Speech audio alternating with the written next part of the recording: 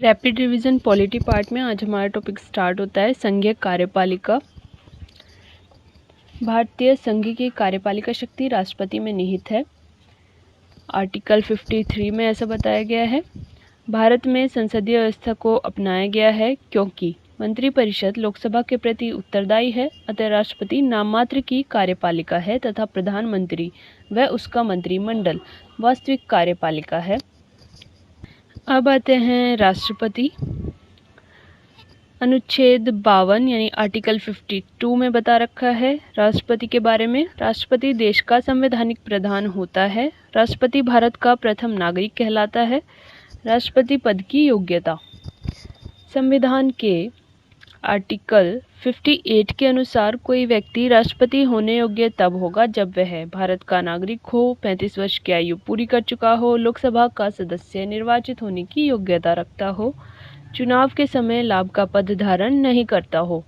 Important note: यदि व्यक्ति राष्ट्रपति या उपराष्ट्रपति के पद पर हो या संघ अथवा किसी राज्य की मंत्रिपरिषद का सदस्य हो तो वह लाभ का पद नहीं माना जाएगा।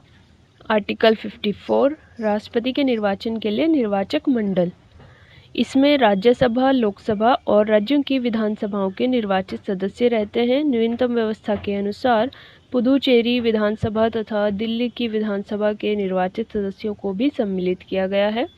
राष्ट्रपति पद के उम्मीदवार के लिए निर्वाचक मंडल के 50 सदस्य प्रस्तावक तथा 50 सदस्य अनुमोदक होते हैं। एक ही व्यक्ति जितनी बार चाहे राष्ट्रपति के पद पर निर्वाचित हो सकता है। राष्ट्रपति का निर्वाचन समानुपातिक प्रतिनिधित्व प्रणाली और एकल संक्रमणीय मत पद्धति द्वारा होता है, ऐसा बताया गया है आर्टिकल 55 के अंतर्गत। राष्ट्रपति के निर्वाचन से संबंधित विवादों का निपटारा उच्चतम न्यायालय द्वारा किया जाता है। निर्वाचन अवैध घोषित होने पर उसके द्वारा किए गए कार्य अवैध नहीं होते हैं। राष्ट्रपति अपने पद की तिथि से 5 वर्ष की अवधि तक पद धारण करेगा। अपने पद की समाप्ति के बाद भी वह पद पर तब तक बना रहेगा जब तक उसका उत्तराधिकारी पद ग्रहण नहीं कर लेता है। यह बताया गया है आर्टिकल 56 में। पद धारण करने से पहले राष्ट्रपति को एक निर्धारित प्रपत्र पर भारत के मुख्य न्यायाधीश अथवा उनकी अनुपस्थिति में उच्चतम न्यायालय के वरिष्ठ न्यायाधीश के सम्मुख यानी समक्ष शपथ लेनी पड़ती है। इम्पोर्टेंट नोट: आर्टिकल 77 क्लोज 1 के अनुसार भारत सरकार की समस्त कार्यपालिका कार्यवाही राष्ट्रपति के नाम से की हुई समझी जाएगी और आर्टिकल 77 क्लोज 3 के अनुसार राष्ट्रपति भारत सरकार का कार्य अधिक सुविधापूर्वक किए जाने के लिए और मंत्रियों में उक्त कार्य के आवंटन के लिए नियम बनाएगा। कौन? राष्ट्रपति। अब तक भारत के जो राष्ट्रपति रहे हैं उनके नाम देख लीजिए एक बार।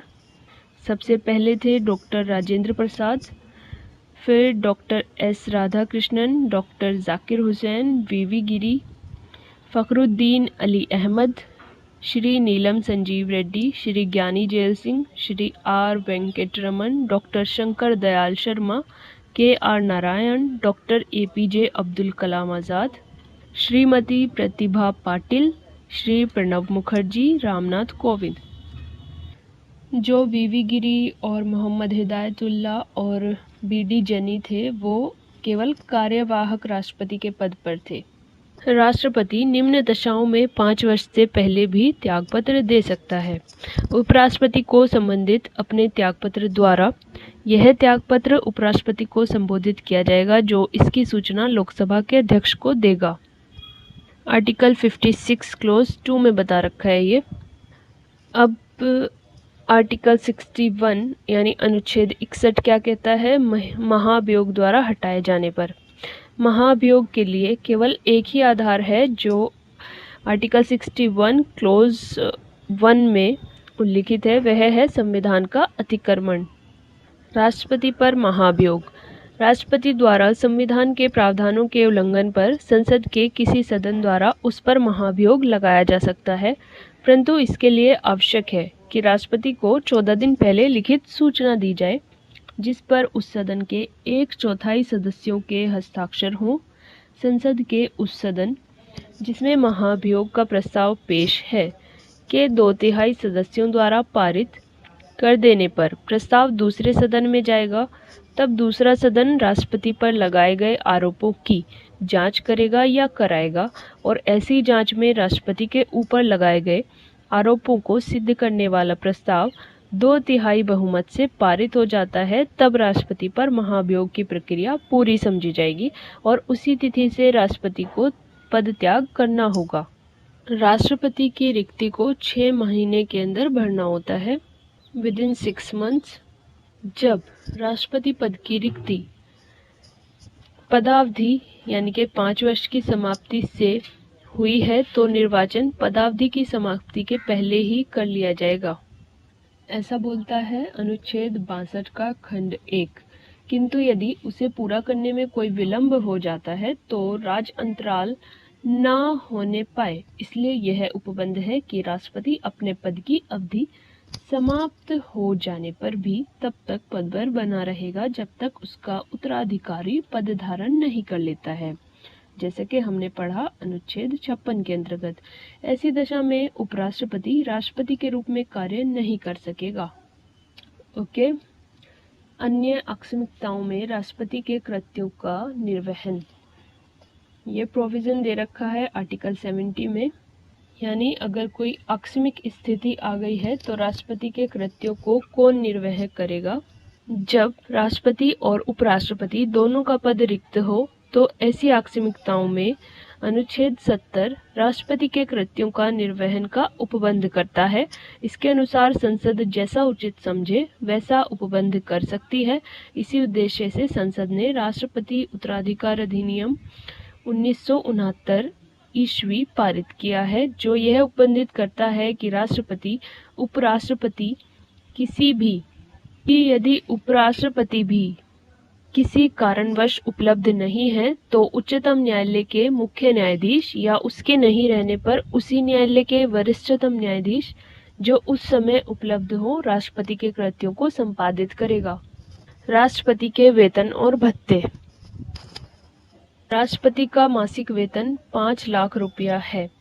राष्ट्रपति का वेतन आयकर से मुक्त होता है। राष्ट्रपति को निःशुल्क निवास स्थान व संसद द्वारा स्वीकृत अन्य भत्ते प्राप्त होते हैं। राष्ट्रपति के कार्यकाल के दौरान उनके वेतन तथा भत्ते में किसी प्रकार की कमी नहीं की जा सकती है। राष्ट्रपति के लिए 18 लाख रुपए वार्षिक पेंशन यानी कि 1.5 लाख रुपए महीना निर्धारित किया गया है। राष्ट्रपति के अधिकार और कर्तव्य। नंबर 1, नियुक्ति संबंधी अधिकार। राष्ट्रपति निम्न की नियुक्ति करता है। किस किस की?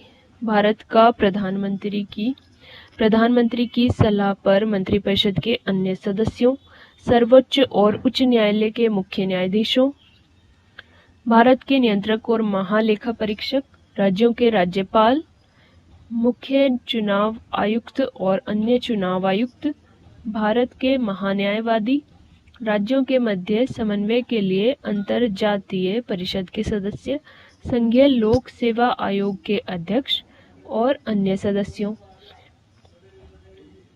संघीय क्षेत्रों के मुख्य आयुक्तों, वित्त आयोग के सदस्यों, भाषा आयोग के सदस्यों, पिछड़ा वर्ग आयोग के सदस्यों, अल्पसंख्यक आयोग के सदस्यों, भारत के राजदूतों तथा अन्य राजनयिकों, अनुसूचित क्षेत्रों के प्रशासन के संबंध में रिपोर्ट देने वाले आयोग के सदस्यों आदि की नियुक्ति करता है। नंबर 2 आता है राष्ट्रपति की विधायी शक्तियां। राष्ट्रपति संसद का अभिन्न अंग होता है। इसे निम्न विधायी शक्तियां प्राप्त हैं।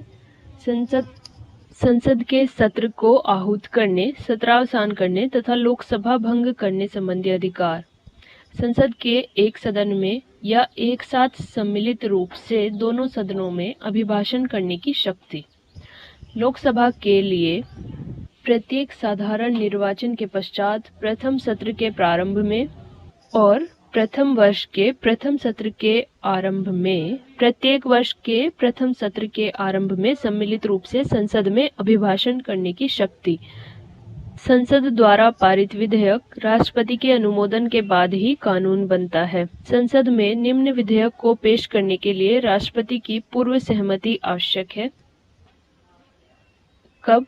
नए राज्यों का निर्माण और वर्तमान राज्यों के क्षेत्रों, सीमाओं या नामों में परिवर्तन संबंधी विधेयक। बी, धन विधेयक।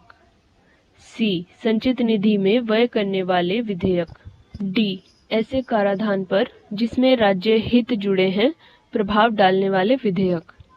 ई, राज्यों के बीच व्यापार, वाणिज्य और समागम पर निर्बंधन लगाने वाले विधेयक।